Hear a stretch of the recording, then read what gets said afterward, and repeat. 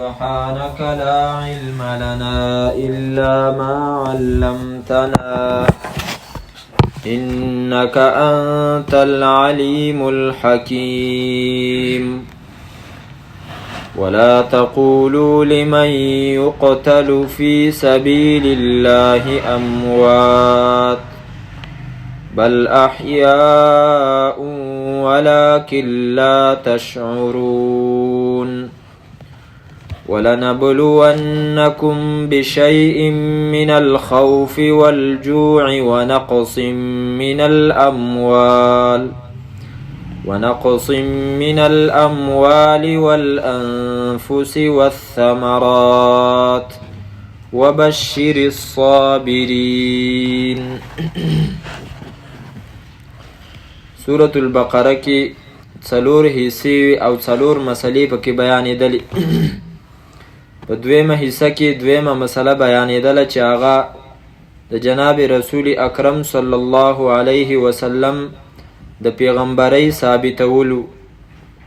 په هغې باندې د مخالفینو اعتراضونه و. الله تعالی د هغې جوابونه ذکر کول. د دویمې سپارې د اول سر نه اتم اعتراض او هغه اعتراض داو چې دا پیغمبر حق پیغمبر نه دی، ځکه چې د په خپل دین کې په خپله اعتماد او یقین نشته دی. کله مخ بیت المقدس یا بیت المقدس طرف ته چې دی نو کی، او کله چې دی نو کعبې طرف ته. معلومیږي دا دین چې دی نو د خپل ایجاد دی او دا د حق دین نه دی. د هغې جوابونه الله تعالی ذکر کړل. ځای په ځای باندې څلور جوابونه الله تعالی وکړل. په آخره کې الله تعالی د صبر او د مانځه تلقین وکړو چې تاسو د الله تعالی نه په صبر سره او په مانځه سره چې دی نو مدد غواړئ.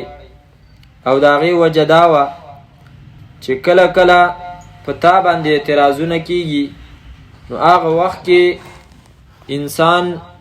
او داعی مسلمان بندله چې دی نو د دې خبرې ضرورتي چې د هغه تعلق د الله تعالی سره برابر شي او هغه دغه خبرې چې دی نو برداشت کړي. ځکه د دعوت په کار کې غټه خبره او سخته خبره دا ده چې د خلکو خبرې چې دی نو هغه برداشت کړي. اکثر خلک څه مسله بیانه کړي، ښه ورته پته وي دا حقه مسله ده، خو د هغې نه وروستو د خلکو ریاکشن یا د خلکو رد عمل چې کوم دی هغه د هغو د برداشت نه بار شي، نو هغه مسله پرېږدي. په داسې وخت کې د الله تعالی سره د تعلق جوړولو ضرورت دي. او همیشه الله تعالی فرمایي چې تاسو داسې وخت کې د صبر نه کار اخلئ. مخکې یو ځل دا فرمایلي واقیموا الصلاة وآتوا الزکاة، چې ته د خپل رب سره تعلق په مانځه سره برابر کا. دغه خبرې برداشت کول به ستا دپاره آسان شي. وسم فرمای استعینوا بالصبر والصلاة، په صبر او په مانځه سره د الله نه مدد وغواړئ. تاسو به چې دی نو دغه اعتراضونه به برداشت کوئ. او دغه رنګې قرآن کریم کې په نورو ځایونو کې لکه 26مه سپاره سورة قاف صفحه نمبر 469 په هغې کې آیت نمبر 39 دغه مسله چې دی نو الله تعالی ذکر کړې ده. فاصبر علی ما یقولون وسبح بحمد ربک قبل طلوع الشمس وقبل الغروب. فاصبر، پس صبر کوه ته پیغمبر، علی ما په هغه څه باندې یقولون چې دی وایي، وسبح او پاکی بیانوه، بحمد ربک په صفتونو د رب خپل سره، قبل طلوع الشمس مخکې د راختلو د نور نه، وقبل الغروب او مخکې د پرېوتلو د نور نه. علما کرام فرمای په دې آیات کریمه کې دوه خبرې بیانې شوې. یو دا چې د خلکو په خبرو باندې صبر کوه، وای به خلک څه به وای. دویمه خبره د هغې دپاره وظیفه الله تعالی وښودله چې د نور خاتنه مخکې تسبیح سبحان الله الحمدلله ویوه، او چې کله نور پرېوځي نو په هغه وخت کې چې کوم دی نو د نور پرېوتو نه مخکې د مازدیګر نه وروستو الحمدلله ویوه. دا قرآني وظیفې دي او دا چې دی نو ویل غواړي. په دې سره چې دی نو په ژوند کې خیر او برکت او روحانیت او نورانیت راځي. د دې وجې نه حدیث مبارک کې راځي دوه کلمې دي چې هغه په ویلو باندې ډېرې اسانې دي، په ژبه ډېرې اسانې دي، خو په تله کې چې کم دی نو هغه ډېرې درنې دي. ثقیلتان فی المیزان، او الله تعالی ته ډېرې چې دی نو خوښې دي. حبیبتان الی الرحمن، سبحان الله وبحمده سبحان الله العظیم. دا یو څو کلمې دي. نو سحر د نور خاتنه مخکې سړی 100 پیرې دا وایي، او د مازدیګر د مازه نه وروسته د نور د پرېوتو نه مخکې 100 پیرې دا وایي. نو په دې سره چې کوم دی نو هر مشکل الله تعالی اسانوي، او د انسان زړه چې دی نو په حق باندې الله تعالی مضبوط پاتې کوي. اوس الله تعالی فرمایي چې حکمونه تاسو ته وشو او په هغې کې خصوصي حکم د قبلې و، نو کله کله د الله تعالی د دغه حکم په منلو کې به د مخالفینو سره جنگ جګړه راځي، او په هغې کې به چې کوم دی نو ستاسو څه ملګري چې دی نو هغه به مري، نو هغو ته چېرته تاسو مړي ونه ویوئ. ولا تقولو، او مه ویوئ تاسو لمن هغه چاته یقتلو چې وجلی کېږي فی سبیل الله په لاره د الله تعالی کې اموات مړي، بل احیاء بلکې هغوی ژوندي دي، ولکن لا تشعرون لیکن تاسو نه پوهیږئ د هغوی په ژوند باندې. یو دا آیت یو بل آیت تاسو راواړوئ د سورت آل عمران 4 سپاره صفحه نمبر 66 او آیت نمبر دی 169. دلته الله تعالی فرمایي چې تاسو ورته مړي مه ویوئ، هلته وایي چېرته بې ګمان ونه کړي د مړو. ولا تحسبن الذین، او ګمان مه کوه ته په هغه کسانو باندې قتلو چې ووجلی شو فی سبیل الله په لاره د الله تعالی کې امواتن چې دی مړه دي، بل احیاء بلکې دی ژوندي دي، عند ربهم د دی د رب خواته یرزقون دی ته رزق ورکړی کېږي. 2 آیاتونه شو، او په دواړو کې هغه خلکو ته الله تعالی منع وکړله چې د مړي د ویلو نه چې دی نو ورته منع وکړه چې کوم خلک د الله په لاره کې شهیدان شوي. او 2 خبرې الله تعالی وکړي. یو ځای کې الله تعالی فرمایي چې وجلی شوي دي، او بیا فرمایي تاسو ورته مړي مه ویوئ. نو عجیبه خبره ده، الله تعالی فرمایي چې وجلی شوي، نو وجلی شوی او مړ دا خو یو شی دی، دا خو یو شی دی، خو یا چې کوم دی نو چا وجلی دی نو ساتې وتې ده، یا په خپله باندې دې ساه وتلې ده او مړ. نو الله تعالی فرمایي تاسو دې ته چې دی نو مړي مه ویوئ. نو دا خو 2 داسې خبرې شوي چې هغه د یو بل ضد خبرې. نو د هغې جواب علما کرام فرمایي بل احیاء عند ربهم یرزقون، چې دی ژوندي دي. او دا جواب په دې آیات کې الله تعالی ورکوي ولکن لا تشعرون، ژوندي دي لیکن تاسو نه پوهیږئ د هغو په ژوند باندې. بیا چې دلته کله راورسېږو انشاءالله که ژوندو بل احیاء عند ربهم یرزقون، بلکې دی ژوندي دي په نزد د رب د دی باندې، یرزقون دی له رزق ورکړی کېږي. نو دلته به مسروق یو تابعي و د عبدالله ابن مسعود رضی الله تعالی عنه شاګرد، هغه فرمایي چې زه د حضرت عبدالله ابن مسعود صاحب خواله رالم، هغه ته مې وویلې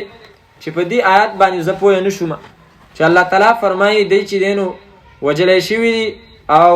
دی چې کوم دی نو اوس ژوندي دي، او د الله تعالی په نسبت باندې دی له رزق ورکړی کېږي. دا څنګه رزق وله ورکړی کېږي چې مړه دي نو څنګه رزق ورکړی کېږي؟ نو هغه فرمایي چې ما د دې خبرې تپوس د نبی صلی الله علیه وسلم نه چې دی نو کړی،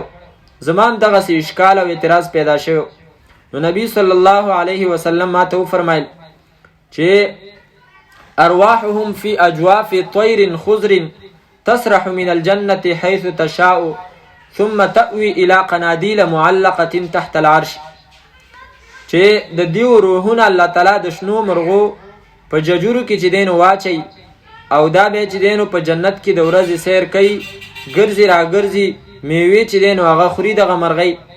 او دا روحونه په هغې کې چې دی نو ناستې خوشحاله خوشحاله، او د شپې چې دی نو بیا دغه عرش د لاندې ډیوې چراغونه چې دی نو هغه ځوړندي او هغې ته راځي او په هغې کې کینی. نو د دیو د رزق د خوړلو مطلب دا دی چې الله تعالی فرمایي چې دی په جنت کې چې دی نو د الله تعالی په نیز باندې دی چې دی نو ژوندي دی او هلته چې دی نو رزق دی خوري. او هغه حدیث مبارک د مسلم شریف حدیث دی، په هغې کې فرمایي چې الله تعالی دغه شهیدانو ته چې کوم دی نو د دیو نه تپوس وکړو او دوی ته ویل چې څه وغواړئ چې زه تاسو له درکم. نو دی ویلي یا ربنا و ای شیء نشتهي، څه شی چې دی نو موږ وغواړو، حالانکې موږ ته خو چې کوم ځای کې په جنت کې څه زموږ خوښ یې هلته ځو او هغه چې دی نو خورو. نو د دې نه اخوا به څه 3 ځله الله تعالی د دیو نه دا تپوس وکړو چې څه وغواړئ. نو چې کله هغه وویل چې یاره الله تعالی اوس موږ داسې چې دی نو نه پرېږدي چې څو پورې موږ څه غوښتلي نه، نو هغو دا سوال یې وکړو او دا مطالبه وکړله، نريد ان ترد ارواحنا الى اجسادنا حتى نقتل فيك مره اخرى. یا الله موږ دا غواړو چې زمونږ دا روحونه چې کوم دي دا زمونږ دی بدنونو ته واپس کا، د دې دپاره چې موږ ستا په لاره کې دوباره شهیدان شو. نو الله تعالی وفرمایل چې نه، دا مطالبه ستاسو نه پوره کیږي، ځکه دا زما قانون دی چې انهم الیها لا یرجعون. سورة انبیاء کې براشي چې کله دا روح د انسان د بدن نه ووتو قیامت پورې دا بیا دې ته چې دی نو نه راځي. نو بیا هغو دغه الله تعالی د هغو دغه مطالبه دا پوره نه کړله، خو هغه نعمتونه چې دی نو هغه هغو ته ورکړی کېږي. نو د دې آیت مطلب دا شو چې بل احیاء ژوندي دي ولکن لا تشعرون، خو تاسو د هغو په ژوند باندې نه پوهېږئ. ولې؟ ځکه چې د هغو ژوند داسې نه دی چې موږ یې وینو چېرې پلانکې شهید په پلانکي قبر کې چې کوم دی نو پروت دی او هغه ته هغه دی میوې رالي نعمتونه ورته رالل، نه دا چې دی نو حسي نه دی او دا په نظر باندې چې کوم دی نو نه راځي. ځکه الله تعالی فرمایي ولکن لا تشعرون، لیکن تاسو نه پوهېږئ د هغو په ژوند باندې. په دې آیت کریمه کې څه نورې خبرې دي، آخره کې بیا به هغه وکړو انشاءالله. ولنبلونکم بشیء من الخوف والجوع ونقص من الاموال. مخکې آیت کریمه کې الله تعالی وفرمایل چې تاسو استعینوا بالصبر والصلاة، مدد حاصل کوي په صبر سره او په مانځه سره. اوس د صبر مقام کم دی، په کم ځایونو کې چې کم دی نو موږ به صبر کوو، نو د هغه صبر ځایونه ذکر کوي. ولنبلونکم او خامخا ضرور به ضرور موږ به امتحان واخلو ستاسو بشیء من الخوف، په څه شي سره د یېرې نه، والجوع او د لوږې نه. خوف یېره د کافرو د طرف نه، د الله تعالی د دشمنانو د طرف نه بچ دی نو په تاسو باندې یېری. او امام شافعي سے فرمایي د دې آیت په تفسیر کې چې د خوف مطلب هغه د الله تعالی یېره ده، چې الله وایي زه به په تاسو باندې دا امتحان وکم چې تاسو کې کم یو کس زمانه یریږي، کم یو کس بغیر د لیدلو نه د الله تعالی نه هغه یریږي. الذين يخشون ربهم بالغیب، چې د مؤمنانو کم صفت دی چې هغه به د الله تعالی نه بغیر د لیدلو نه یریږي. وهم عن الساعة مشفقون، او د آخرت نه چې دی نو د هغو به یری. نو د خوف نه مراد هغه فرمایي چې یره د الله تعالی نه دی، چې الله تعالی ستاسو امتحان کوي، څوک د الله نه یریږي او څوک چې دی نو ترې نه یریږي. او عام علماو د خوف معنی کړې ده چې د جهاد په موقعو کې تاسو به د دشمنانو نه یریږئ او د هغو نه به خوف. یریدل مطلب دا نه چې بزدله به شئ، بلکې مطلب دا چې د هغو د طرف نه د حملې خطره به په تاسو باندې. والجوع او د په لوږې سره، لوږه به د باندې راولمه، او دا په صحابه کرامو باندې الله تعالی راوستې وه، عام مؤمنانو باندې خصوصا د جهاد په سفرونو کې داسې قسمه حالات چې دی نو راځي د لوږې. او امام شافعي صاحب د والجوع معنی کوي چې تاسو باندې امتحان به کومه د رمضان المبارک په میاشتې سره، چې په هغې کې به تاسو چې دی نو وږي کېږئ، خو تاسو ته به د خوراک اجازت نه وي، دا به ستاسو باندې د الله تعالی د طرف نه امتحان. نو دغه امتحان چې دی نو په عام روجو کې پوره کول پکار دي، چې کم فرضي روجې دي او چې نفلي روجې دي په هغې کې چې دی نو امتحان شو. بیا ځینې خلک چې دی نو په ځان باندې څه شی نه ومني، نظر روجه چې دی نو ومني. اول خو دا نظر منل نه دي پکار، که چېرته یو نظر ومنلو نو بیا هغه روجه به چې دی نو نیسي. لکه یو کس چې دی نو مسلې ته پوس کړی و چې ما نظر منلی دی د دې خبرې که زما زوی وشو نو زه به په هره میاشت کې په هر هفته کې به چې کوم دی نو زه په هره میاشت کې به زه یوه روژه نیسم، خو اوس یې وایي نشم نیولی. نو څه د وجې نه یې نشي نیولی؟ بس ویل د خېټې د وجې نه نشم نیولی، خېټه را باندې زوروره ده، دومره چې کوم دی نو زه برداشت نشم کولی. علماء کرام فرمایي داسې کس له د روژې د ماتولو اجازت نشته چې دا دی صرف د خېټې د شهوت د وجې نه هغه خپل نظر چې منلی دی هغه پوره نه کړي، د دې اجازت نشته. بلکې که دا د هرې میاشتې روژه داسې پرېږدي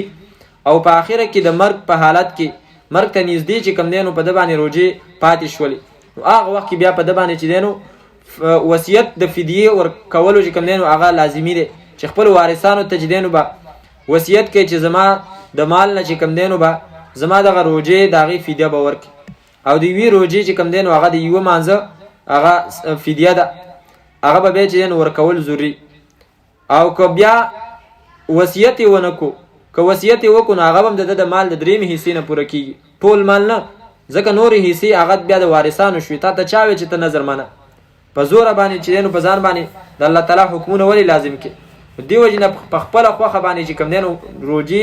نیسه او که نفلونه کې نفلونه کوه خو په ځان باندې مه نظر کوه کېدای شي بیا ستا چې دی نو وروسته دومره طاقت نه نو بیا به چې دی نو د باندې جمع کېږي او ستا په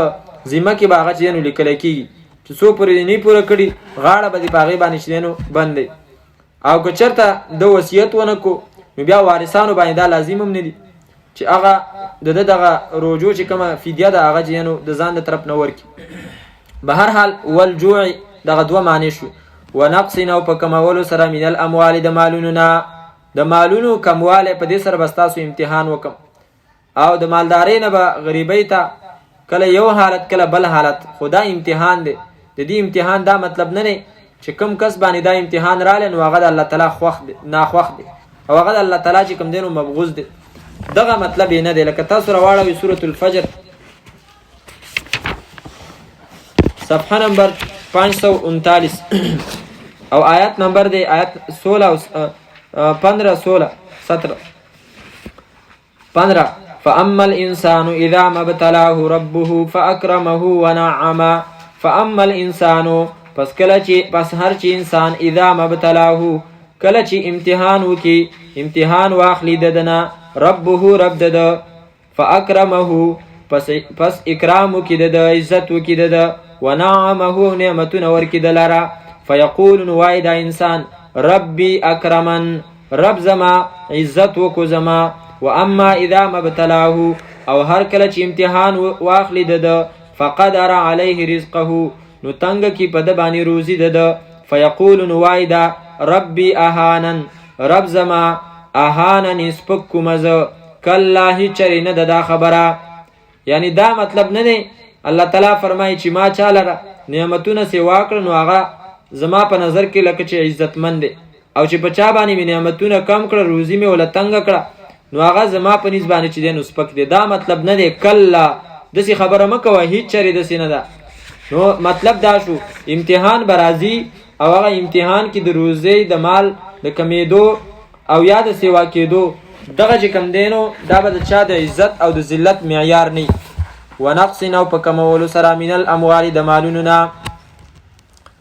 او امام شافعي سے فرمایي من الاموال د دینه مراد چې دی نو زکات دی مال بدله چې کم دی نو کمومه په سره په زکات سره زکات به په فرضي په هغې سره د هغې په ادا کولو سره به مال کمیږي او دام امتحان دی ډېر خلک دی زکات چې دی نو ښه لازم دی واجب دی هغه چې دی نو نه ورکوي والانفس او په نفسونو سره په کمولو د نفسونو سره په کمولو د نفسونو سره د دې څه مطلب دی دوه مطلب علما کرام بیانوي یو مطلب دا دی چې ستاسو ملګري ستاسو دوستان ستاسو اقربا او خپلوان هغې به چې دی نو وفات کیږي او په هغې سره به ستاسو امتحان چې تاسو صبر کوئ او که نه کوئ او دویم مطلب دا دی چې ستاسو په نفسونو کې به کمی راځي لکه روغ انسان به او ورو به چې کم دی نو بیا هغه په کموالي باندې شروع شي نظر به چې کم دی نو په کمیدو شي نو مخکې نعمت پوره وس نقص من الانفس په نفس کې چې کم دی نو په بدن د هغه کې کموالی شروع شو مخکې په خپله باندې ګرځېدو او وس چې کم دی نو هغه ته د امسا ضرورت دی نو دام چې دی نو امتحان دی خو به هر حال د انسان ټول ژوند چې کم دی نو هغه امتحان دی والثمرات او په کمولو د میوو سره ثمرات د دې دوه معنی علماو ذکر کړي میوې مطلب دا دی چې ستاسو فصلونه او باغونه هغه به کله کله چې کم دی نو میوې کمې کړي او دا به د الله تعالی د طرف نه امتحاني دویم مطلب د دې دا دی حدیث مبارک کې راځي چې ثمرة الولد الرجل ثمرته چې د انسان بچی او داغه اولاد دا داغه ثمره او داغه میوه ده او بیا علماء نو مطلب دا شو چې ستاسو ماشومان هغه به وفات کی نو پاغي سره به ستاسو امتحاني او بیا حدیث مبارک علماء ذکر کړی دی چې کله الله تعالی د انسان چې کم دی نو امتحان واخلي په دې سره چې داغه اولاد وفات کی. نو چې داغه اولاد وفات شي نو دغه فرشتي چې د کم ماشوم سا هغه چې دینو قبضه کړي نو دا چې د الله تعالی حضور ته داغه غساوي سي ځکه روحونه د نیکانو هغه بره اسمان ته خیږي.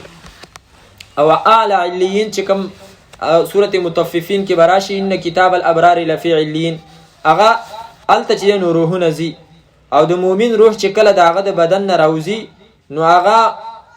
خوشبو چې دینو هغه جوړي لکه مخکې منګ ویلو یو نفس چې کم دینو هغه ګندای نو داغین یا داغه نه چې کم اعمال کی نو دا هغه اعمال ګنده اعمال د ګناه کارونه داغه چې دینو بدبوئی او چې نیک اعمال نو داغه چې دینو خوشبوئی. نو دغه نیک روح چې کله داغه د بدن نه وزي نو دا هغه روح هم چې دینو خوشبوئی. حضرت عائشہ رضی الله تعالی عنها فرمایي چې نبی صلی الله علیه وسلم وفات شو نو داغه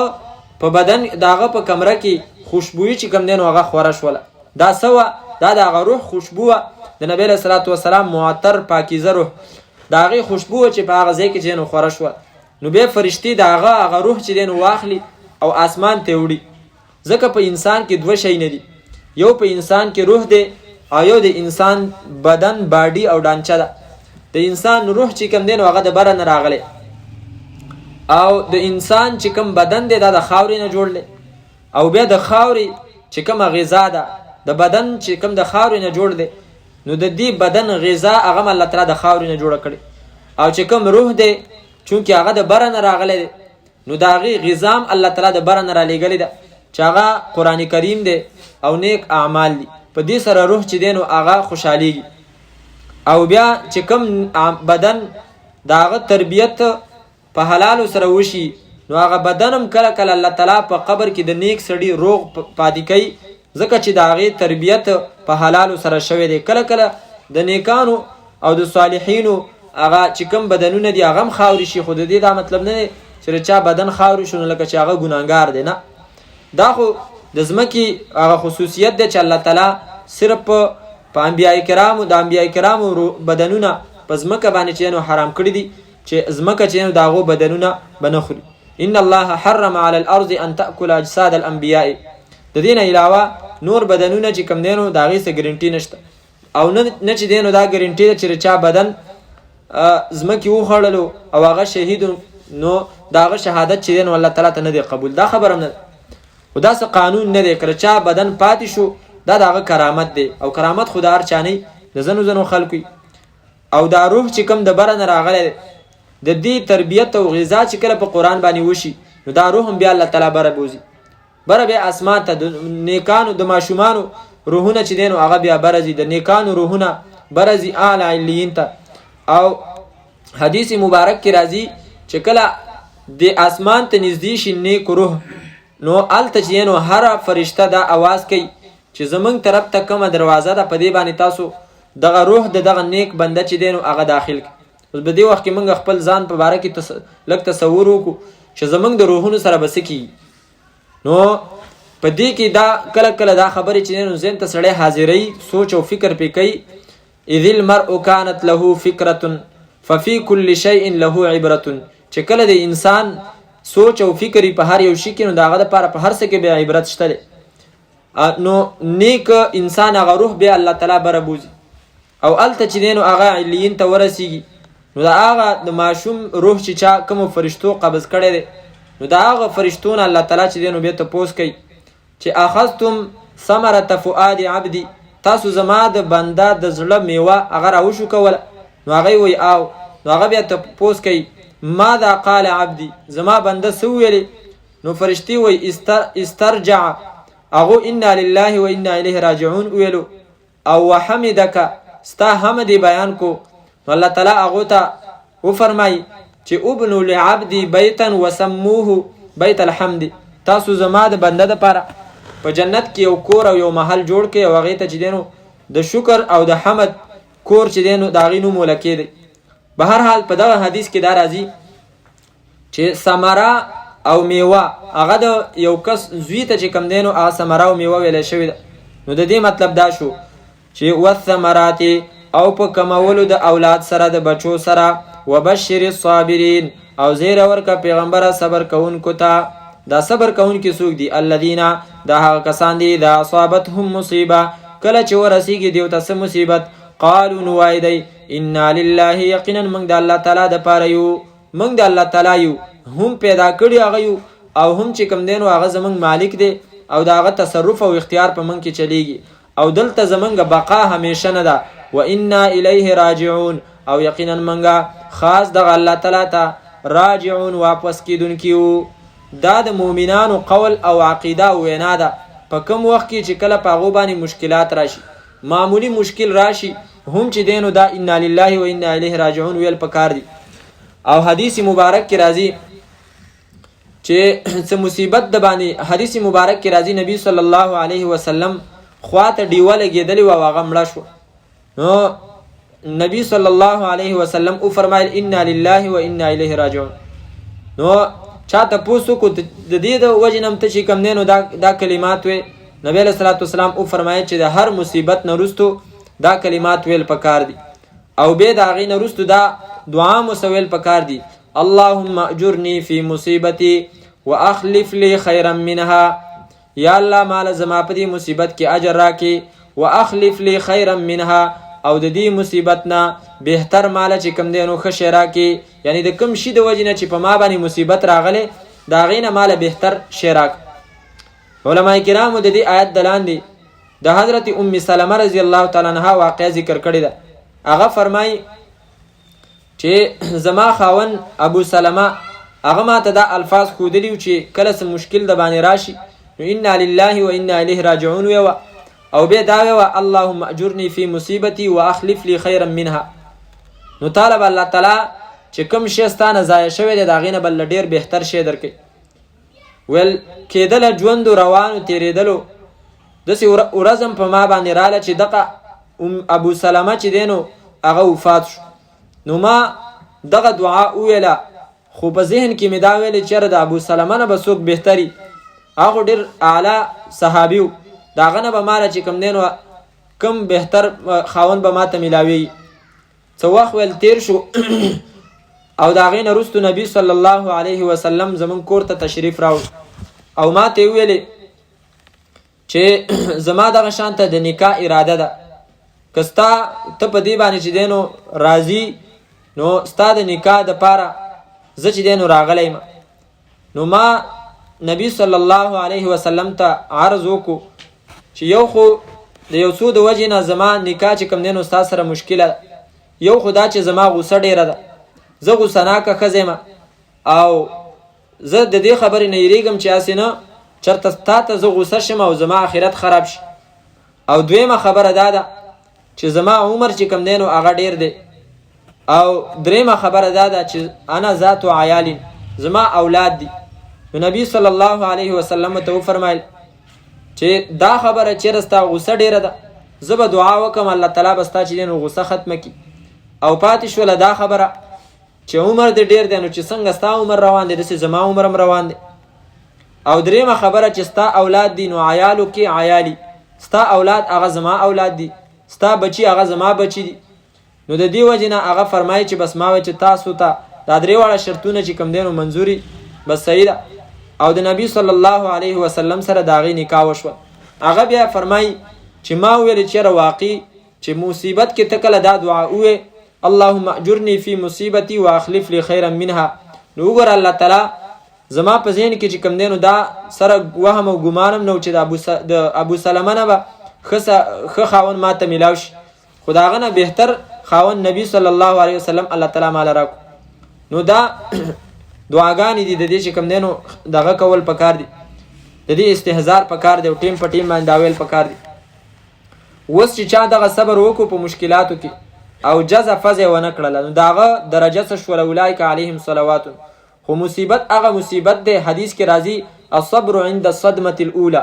صبر چې کوم دی نو دا د اولني مصیبت د په اولني حالت کې چې کوم صبر دی دقې له اعتبار دی ورنه مصیبت چې کله راشي خو بیا اسین زړیږي وروسته بیا هر یو کس په خپله باندې صبرېږي د دې وجې نه یوه زنانه وه د هغې زوی وفات شوی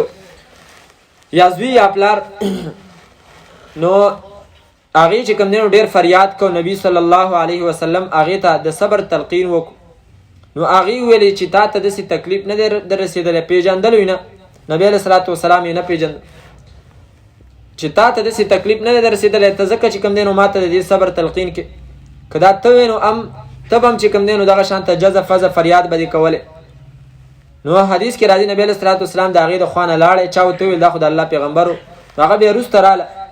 او دا خبره یې وکړله چې زه صبر کوم انشاءالله نبي علیه صلات وسلام ورته وفرمیل الصبر عند الصدمة الاولى صبر چې دی نو د مصیبت په اول سر کې وروسته خو بیا خامخا خلک چې دی نو صبري نو د دې په باره کې الله تعالی فرمایي اولئک دغه کسان علیهم صلوات من ربهم په دیو باندې شابسي دي د طرفه د رب د دی نه ورحمت او مهرباني ده و اولئک دغه کسان هم المهتدون هم دی هدایت والا چې په مشکلاتو کې صبر کوي نو دوه خبرې دي یو شابسه د الله تعالی د طرف نه داغه ثنا او صفت او شابسه چې آفرین تا چې کم دینو په مشکلاتو کې ځان چې دینو هغه مستقیم وساتو او مشکلاتو کې صبر کول د دې دا مطلب دی چې کله کله داسې وي چې په چا باندې څه مشکل راشي د هغه د خولې نه داسې قسمه الفاظ راوځي چې په هغې باندې الله تعالی چې ناراضه شي کله کله داسې چې چا څوک مړه شي بیا هغه چې کم دی نو داسې فریادونه کوي په الله تعالی باندې ډایرک اعتراض کوي زه دې لیدلی وم په ده دې څه کول چې دا دې اخیستلو ستا به په دې باندې څه وشي نو داسې قسمه خبرې چې کم دی نو هغه د ایمان دپاره خطره ده ځکه خو الله تعالی فرمایي چې په دې باندې شابسۍ ده چې د داسې خبرو نه ځان وساتو باقي د هر انسان دپاره چې کم دی نو د عمر نیټه ده چې کله دې باندې د سړي یقیني نو پریشانی چې کم دی نو هغه ته اسانیږي بس چې دا سړی چې کم چا باندې مصیبت راشي د اولاد وغیره د مرګ هغه دا سوچ کوي چېرې بس د په تقدیر کې د دغه ځای پورې وه د دې نه اخوا د هغه د سره رزق نه و ان نفسا لن تموت حتی تستکمل رزقها حدیث کې راځي هیڅ یو نفس هغې پورې نشي مړ کېدی څو پورې چې خپل رزق چې دی نو نه پوره کړ بس هغه خپل رزق پوره کو که د هر څه نه وله پوره وه خو بس هغه خپله نیټه پوره کړله و اولئک هم المهتدون او دغه کسان په سمه لار باندې دي حضرت عمر رضی الله عنه فرمایي نعم العدلان و نعم العلاوة ډیر ښایسته انډیري دي دا دوه یا ډیر ښایسته بارونه دي د عربو دا قانون چې هغو به کله په اوښ باندې سفر کولو او سامان به پې وړلو نو د خره چې څنګه په خره باندې خلک یو طرف ته او بل طرف ته چې کوم دی نو هغه بار پې واړی نو دغه رنګ یو طرف ته او بل طرف ته به بار واړو او بیا به په منځ کې چې کوم دی نو څه نور سامان به ول په دې دواړو بارونو په دې منځ کې کېښوستو نو حضرت عمر رضی الله عنه فرمای چې د صابرینو د پاره دا چې دی نو ډېر بهترین انعام دی چې دوه ډیری دي یو طرف ته صلوات شابسي او بل طرف ته مهرباني او په منځ کې اولئک هم المهتدون چې دی په سمه لار باندې ان الصفا والمروه من شعائر الله دا نه هم اعتراض دا دی چې نبی صلی الله علیه وسلم او صحابه کرامو ته د حج او د عمرې په رکن او په پوره کولو کې دا حکم و چې تاسو به د هغې نه وروسته سعی کوئ د صفا او د مروه نو د مشرکینو د طرف نه دا اعتراض رالی چې تاسو منګه د بوتانو نه منع کوئ او په خپله باندې تاسو د صفا او د مروه په منځ کې سعی کوئ حالانکه صفا او مروه د دې په هر یو باندې چې کم دی نو یو بوت پروتو او مشرکینو به د هغې چې کم دی نو د هغې عبادت به کولو نو تاسو ولې چې کم دی نو دلته ځئ راځئ دا خو چې دی نو د دغه بوتانو یو قسم له عبادت شو اوس په دې خبره باندې چې صفا او مروه باندې بوتان وو او که نه د دې پسې منظر واورئ دوه قسمه چې دوه سړي یو سړی یوه زنانه وه اساف او نایله نایله چې کم دی نو دا د ښځې نوم اساف د سړي نوم دی چې کم دی نو د دیو نه زنا وشوله په کعبه کې نو الله تعالی دا د نبی صلی الله علیه وسلم د زمانې نه ډېر مخکې خبره ده نو الله تعالی هغې دواړه چې دی نو مسخه کړه شکلونه وله چې دی نو مسخه کړه او ګټې شولې نو د عبرت دپاره د هغې زمانې خلکو یو په صفا باندې کېښوستو او بله ګټه چې دی نو په مروه باندې کېښودله د دې دپاره چې خلک د دې نه عبرت والي او بیا دلته پراتو زمانه تېرېدله نو کله چې وخت تیر شي نو بیا شیطان د یو شي هغه اصل بدلوي او بل څه ته چې کوم دی نو ورسوي بله ورځ یو کس چې دی نو ما ته خبره کوله دلته دی ترنول کې چېرته یو قبرستان و هلته به چې دی نو هلته د هندوانو په زمانه کې ویل دلته یو قبر و او په هغه قبر کې هندوان چې کله د دې ځای نه تلل نو هغو په هغې کې څه خزانې ایښې وي. بیا هغې راغلي خو په هغې باندې چې کله وتل نو هغو ته پته وه چېرې مسلمانان د قبرونو خیال ساتي او نو هغه وخت کې هغه په یو ګمبد جوړ کړی و. نو هغه ګمبد نه وروستو هغه روغ مزار شو او خلکو به چې کوم دی نو د هغې تعظیم کو احترام به کولو. نو بیا هغه کس چې دی نو وروستو راغلی و او د شپې د هغې نه چې کوم دی نو خپل چې کومه خزانې پکې ایښې وه هغې ترې راایستلې وه او وړې وه. سهار له چې خلک راغلی نو خلکو بیا ویلې چېره بابا د قبر نه د شپې راپاڅېدلی دی او تللی دی قبر یې کولا و. نو بیا د هغې نه وروسته د هغه مزار احترام نور هم سیوا شو. نو اوس دا د اصل نه څه شی و شیطان کوم ځای ته چې کوم دی نو هغه ورسولو. نو داسې دا خلک چې کوم دی نو چې زمانه تېرېدله نو د دې عبادت شروع شو باقاعده او اول به چې کوم دی نو خلکو صرف په هغه ګټو باندې لاسونه راښکل د برکت دپاره. وروسته بیا چې کوم دی نو د هغې باقاعده تعظیم او احترام او عبادت یې شروع شو. نو الله تعالی د هغې جواب ورکو چې ګوره الله تعالی په نیز باندې صفا او مروه د مخکې نه دا د الله تعالی د دین نښې دي. د هغه زمانې نه د الله تعالی د دین نښې دي چې د کوم وخت نه په دې باندې حضرت هاجرې رضی الله تعالی عنها منډې کړې وي. بس الله تعالی دې له مقام او احترام ورکړی دی. باقي پاتې شو خلکو چې دا کمې ګټې ایښې وي دا عارضي هغو ایښې وي دا ورته الله تعالی حکم نه دی کړی. نو دې وجې نه مسلمانانو په زړونو کې وهم د هغو د اعتراض نه رالی شک پیدا شو چې دا اوس څه دي. نو الله تعالی جواب راولېږو ان الصفا یقینا صفا ډېری والمروه او مروه ډېری من شعائر الله د نښو د دین د الله تعالی نه دي. شعائر جمع د شاعره ده. شاعره هر هغه شي ته ویل کېږي چې په هغې باندې هغه د الله تعالی د دین یوه نښه وي. لکه مثلا بیت الله شریف نور جوماتونه مدرسې ګیره او دغه رنګې منځونه اذان وغیره دا د الله تعالی د دین نښې دي. دغه رنګې صفا مروه دا هم د الله تعالی د دین نښه ده. او حدیث مبارک کې راځي چې کله تاسو سعی کوئ نو ابدأوا بما بدأ الله تعالی بذکره. شروع به تاسو د هغه ډیرۍ نه کوئ چې په کومې ډیرۍ باندې الله شروع کړي. نو دلته الله تعالی شروع په صفا باندې کړی ده. نو مطلب د صفا نه به شروع وکړي وچه کره به په مروه باندې به ختمیږي. ان الصفا یقینا صفا ډیرۍ والمروه او مروه ډیرۍ من شعائر الله د نښو د دین د الله تعالی نه دي. فمن حج البیت پس هغه څوک چې حج وکړو قصد وکړو د بیت الله شریف د حج دپاره او یا تمره یا عمره وکړه فلا جناح نشته څه ګناه علیه په د باندې ان یطوف بهما دا چې سعی وکړي د دې دواړو فلا جناح ګناه پې نشته. حالانکې دا کار واجب دی. سعی د صفا مروه دا زموږ د امام صاحب په نیز باندې واجب دی. خو الله تعالی وفرمایل ګناه په هغه کس باندې نشته چې هغه په دې کې سعی وکړي. ځکه د ځینې مسلمانانو په ذهن کې دا وه چېرې دا به ګناه نو الله تعالی فرمایي ګناه نه ده دا د الله تعالی حکم دی. ومن تطوع او چا چې په خوښه وکړله خیرا څه نیکي فإن الله پس یقینا الله تعالی شاکر علیم قدردانه دی پوهه ذات دی. شاکر د الله تعالی په صفت کې مرضی او د انسان په صفت کې مرضی. چې کله انسان ته شاکر وویلی شي نو مطلب د الله تعالی د نعمتونو شکریه ادا کوونکی. او چې کله د الله تعالی په صفتونو کې راشي علما کرام فرمایي المجازي بالقلیل کثیرا چې د لږ عمل ډیر ثواب ورکوونکی یا قدردان چې څوک کم عمل وکي نو هغه عمل ول الله تعالی ساتي او بیا چې کوم دی نو هغه ول نه خرابوي. ان الذين يكتمون ما انزلنا من البينات وستول حکمونه بیان شو. نه واړه اعتراضات داغو ختم شو. د نبی له صلوات و سلام پیغمبري هغه چې کوم دی نو د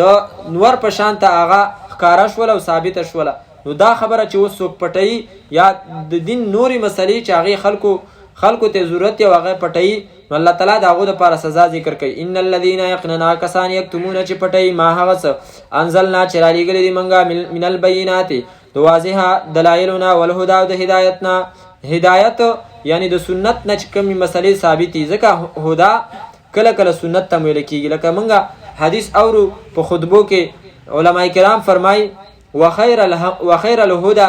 یا وخیر الهدي دواړه الفاظ راغلي احادیثو کې. وخیر الهدى هدى محمد صلی الله علیه وسلم بهترین هدایت یعنی بهترین سنت دا د نبی صلی الله علیه وسلم سنت دی. نو واضح احکام الله تعالی فرمایي چې موږ بیان کړي والهدى او د سنت نه من بعد ما پس د دې نه بیناو چې ښه واضح کړي دي موږ هغه للناس د خلکو دپاره فی الکتاب په کتاب کې او بیا یې پټوي نو اولئک دغه کسان یلعنهم الله په دې باندې لعنت دی د الله تعالی ویلعنهم اللاعنون او لعنت وی په دې باندې لعنت ویونکي مخلوقات الله تعالی خو په لعنت وای، ولې؟ ځکه د الله تعالی حکمونه پټ کړل. نور مخلوقات په ولې لعنت وای؟ علما کرام فرمای چې کله په یو کلی کې یو علاقه کې یو عالم او یا هغه حق مسله چې کوم دینو پټي نه بیانوي د خلکو د تمې د لالچ یا د خلکو د رعب د وجنه، نو د دغه علاقې والو باندې الله تعالی د دغه عالم د دې کتمان د وجنه باران چې دینو بندي، چې باران په کله بند کی نو د باران د بندیدو د وجنه نور چې کوم خزندگان دي دا هغه ته چې دینو تکلیفي، نو هغه به د عالم ته چې کوم مسله چې کوم دینو د پټه کړی ده د باندې چې دینو لعنت وای، او چې تا ستاسو وجنه چې کوم دینو منګه د باران نه چې دینو محروم شو. او د لعنت معنی مخکې منګه کړی و چې الله د خپل رحمت نه شړي. الا الذين مگر کسان تابو چې توبه ویستله و اصله او برابر کو خپل عمل د سنت سره و بینو او بیان وکړو. په دې آیات کې توبه د عالم چې دینو هغه ذکر کیږي. توبه د عالم یعنی عالم یو ګناه وکړله او هغه توبه وباسي، نو دا به توبه څنګه وباسي؟ د دې چې کوم دینو درې شرطونه دي. دلته د عالم د توبه بیان دی او رستو براشي د عام سړی د توبه بیان، او به رستو به راشي سورته نساء کې پاغي کې د منافق د توبه هغه چې کوم دینو بیان دی. هغه آیاتونه راړو. اول د عالم توبه چې یو الا الذين مگر کسان تابو چې توبه ویستله. توبه دي ته ویل کیږي چې خپل عمل هغه نه رجوع کی واپس نیکی طرف. دویم و اصلح او اصلاح وکړه د خپل عمل د سنت سره، مخکې د سنت خلاف کار کولو وسی د خپل عمل د سنت سره برابر کو. دریم و بیانو او بیان وکړو خلکو ته. نو د عالم په توبه کې درې خبرې دي. یو زوړ عمل به پریدي، دویم نوې عمل به د سنت طریقې مطابق جوړي، او دریم دار چې بیان بکي. بیان څه مطلب؟ خلکو ته وایي اے خلکو ما به تاسو ته مسلې کولې او په دې کې پلان کې مسله چې کوم دی نو ما غلطه کړې ده، نو هغه پلان کې مسله چې کوم دی هغه داغه نظر رجوع کوم، هغه ما غلطه کړې و وسی چې نو صحیح بیانوم. ویسا شیخ صاحب رحمت الله علیه هغه به فرمایل چې یو علاقه به یادول یو کله چې الته یو سړی هغه ته کله زما د مسلې د وضاحت پته ولګید چې دا په حق دی، هغه خپل علاقې کې پاسید او هغه بیان وک او ویل چې مخکې زه په غلطه وم او اوس چې نو ماته حقیقت پته ولګید او بیان وکړو په دې آیات باندې عمل وکړو. بیا هغه ته د خلکو د طرف نه تکلیف رسیدلی و، خو بهر حال هغه په دې آیات باندې عمل وکړو. نو فاولئک اتوب علیهم، پس دا کسان مهرباني به وکم زه په هغو باندې وانه التواب الرحیم او زیما توبه قبلونکې مهربانه. اوس دا چې کوم دی نو د عالم د توبې بیان شو. سورة آل عمران صفحه نمبر 56 او آیت نمبر دی 89 190. پاغي کې چې دینو د عام مسلمان د توبې بیان دی چې یو کس ته هغه ګناه کوله او پته وته ولګید چې دا ګناه هغه به وسکه الا الذين مگر هغه کسان تابو چې توبه ویستله، نو مطلب هغه زوړ عمل به پریدي. یو دویم تابو من بعد ذلك او دویم و اصله او اصلاح وکړه د خپل عمل. بس د عام سړی توبه اسانه ده، ګناه کوله پته وته ولګید دا ګناه ده، بس هغه کار پریدا اوس د سنت مطابق چې کوم عمل له هغه شروع ک. فإن الله غفور رحیم، پس یقینا الله تعالی دې بخون کې مهربانه. دویم چې کوم دینو هغه د منافق توبه ده او د منافق توبه کې شرطونه لګ چې دینو هغه سیوا دي. صفحه نمبر 92 او آیت نمبر دی 146 پنځمه سپاره چې بالکل ختمي. ان المنافقین فی الدرک الاسفل من النار، یقینا منافقان دا به پاغه طبقه لاندې کې د اورنا ولن تجد لهم نصيرا، او هیڅ چری به ته نو مومید هغه لپاره څوک مددگار الا الذين تابوا مگر هغه کسان چې توبه ویستله. نو دا خو عام مؤمنانو دغه رنګ د عالم په توبه کې دا شرط چې هغه زول د ګناه عمل به پرې دی. دویم و اصله او اصلاح وکړه د خپل عمل، دام پاغه دواړو کې چې خپل عمل به مست د سنت طریقې مطابق جوړي. او دریم واعتصموا بالله او منګولې ولګوي په کتاب د الله تعالی باندې. نو دام چې کوم دی نو ضروری ده منګولې د الله تعالی په کتاب باندې لګول، مطلب دا دی چې د الله تعالی د کتاب چې کوم عقیده ده هغه مو برابر خو چون کې مؤمنان عالم هغه عقیده مخکې نه برابر و، نو پاغي کې دا شرط چې نو ذکر نکو. او دا منافقو نو منافقو د ځلنه چې کوم دی نو ګډ وډي، نو الله تعالی فرمایي چې منګولې به د الله په کتاب لګید. او څلورم بنیادی شرط واخلصوا دینهم، او خالص کې دین خپل لله خاص د الله تعالی لپاره. د منافق دین چې دین هغه خالص نه، ځکه هغه په ظاهره کې یو شانتي او په پټه باندې چې کوم دین هغه بدلی. نو دا درې قسمه د خلکو د توبې شرطونه شو. ان الذين يقيننا کسان کفروا چې کفر یې کړی دی وماتو او مړه شو دی وهم کفار په داسې حال کې چې هغوی کافرو اولئک دغه کسان علیهم لعنت الله په دې باندې به لعنت د الله تعالی والملائکه او د فرشتو والناس او د خلکو اجمعین د ټولو. نو په کافر باندې او بیا خصوصا ویسا شخص معنا کوله کفرو چې چا حق پټ کو یعنی هغه عالم چې هغه حق پټ کو نو په هغه باندې چې کوم دی نو دا لعنت ورېږي. علما کرامو د دې آیت د لاندې هغه اسباب ذکر کړي دي چې د هغې د وجې نه لعنتونه چې دی نو ورېږي. دا کم څو قسمه اسباب ذکر کړي لکه مثلا یو قسم سبب دا شو چې څوک د الله تعالی را لېږلی شوی کتاب د هغې هغه حقه مسله پټوي نو په هغه باندې چې کوم دی نو د الله تعالی د طرف نه لعنت ورېږي. او دویم چې کوم دی نو لعنت ورېږي راواړوئ تاسو صورت آل عمران صفحه نمبر 53 او آیات نمبر دی 61.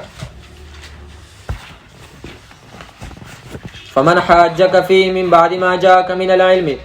فقل تعالوا ندعو أبناءنا وأبناءكم ونساءنا ونساءكم وأنفسنا وأنفسكم ثم نبتهل فنجعل لعنة الله على الكاذبين. آیات په آخر کې الله فرمایي فنجعل پس وګرځو منګه لعنت الله لعنت الله تعالی علی الکاذبین په دروغجنو باندې. نو معلومه شو چې څوک دروغ وي د قصد دروغ وي نو په هغه باندې د الله تعالی چې نو لعنت وري. دریمه وجه چې په هغه باندې د الله تعالی لعنت وريږي هغه په سورۃ مائده شپږمه سپاره صفحه نمبر 100 او آیات نمبر 13 هغه کې بل وجه ذکر شوی ده. فبما نقضهم ميثاقهم صفحه نمبر 100 آیات نمبر 13 فبما نقضهم پس په سبب د ماتولو د میثاقهم وعدو خپل لرا لعناهم لعنت وکومنګ په دیو باندې. د يهودو بیان د چاغو کله خپل وعده او لوزونه مات کړل الله تعالی فرمایي ما پاغو باندې لعنت وک. نو دا بل وجه شول چې څوک د الله تعالی سره کړي وعده هغه ماتي یا د مؤمنانو سره کړي وعده هغه ماتي نو په هغه باندې چې د الله تعالی تر طرف نه لعنت وري. ځکه د دې صورت په اول سر کې الله تعالی فرمایي یا ایه الذین آمنوا اوفوا بالعقود مؤمنانو تاسو چې د خپل لوزونو حفاظت وکړئ او د هغې پورهوالی وکړئ. بل وجه سورت اعراف کې راځي اتمه سپاره سورت اعراف صفحه نمبر 141 او آیات نمبر 44 ونادى أصحاب الجنة أصحاب النار أن قد وجدنا ما وعدنا ربنا حقا فهل وجدتم ما وعد ربكم حقا قالوا نعم فأذن مؤذن بينهم فأذن نو اعلان بوکی مؤذن اعلان کون کې د قیامت پر ورځ باندې بینهم په منځ د خلکو کې د جنتینو د جهنمینو په منځ کې به یو کس اعلان وکي او دا به فرشتي سبا وي لعنت الله دا چې لعنت د الله تعالی دی علی الظالمین په ظالمانو باندې. نو دا بل یو کس شو چې څوک ظلم کوي په ظالم باندې د الله تعالی لعنت وريږي. بیا که دا ظلم د دنیا دی او که د آخرت دی که ظلم چې دی نو لږ دی او که ډیر دی خدا سبب د لعنت جوړیږي. بل وجه سورۃ الرعد کې چې کوم دی نو بل وجه ذکر شوی ده د لعنت 14مه سپاره سورۃ الرعد او صفحه نمبر 228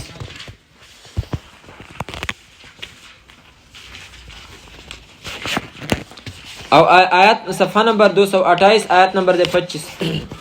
والذین ينقضون عهد الله من بعد میثاقه. دلته چې کوم دی نو دغه وجم ذکر ده چې څوک لوزونه ماتي نو هغه پکې ده